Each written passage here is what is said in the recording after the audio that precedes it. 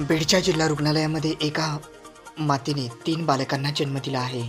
यामध्ये दोघेजण सुखरूप तर एकाचा मृत्यू झाला आहे. अशी माहिती जिल्हा रुग्णालयाच्या वतीने जिल्हा शल्य चिकित्सक यांनी आज मंगळवार दिनांक 18 जून रोजी दुपारी 12 वाजता दिली आहे. बीड येथील जिल्हा सामान्य रुग्णालयामध्ये एका गर्भवती महिलेला डॉक्टरांच्या टीमने तातडीने उपचार मिळवून दिले. त्यामुळे बाळंतीण मातेसह 2 नवजात बाळांना एक प्रकारे जीवदान मिळाले. तर दरम्यान तिसरे बाळ जन्मताच मृत असल्याचे डॉक्टरांनी सांगितले. अतिशय नाजूक अवस्थेत एक रुग्ण महिला उपचारासाठी जिल्हा रुग्णालयाच्या बाह्य रुग्ण विभागात दाखल झाली होती.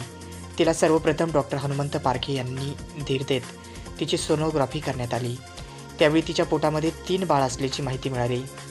मात्र एक बाळ मृत अवस्थेत असल्याची माहिती झाली. नंतर तात्काळ तिला शस्त्रक्रिया विभागात दाखल करत जिल्हा शल्यचिकित्सक डॉक्टर अशोक बडे यांच्या मार्गदर्शनाखाली अतिरिक्त शल्यचिकित्सक डॉक्टर नागेश चव्हाण यांनी विभागातील टीमने तिच्यावर तातडीने शस्त्रक्रिया केली. या महिलेने 3 मुलांना जन्म दिला.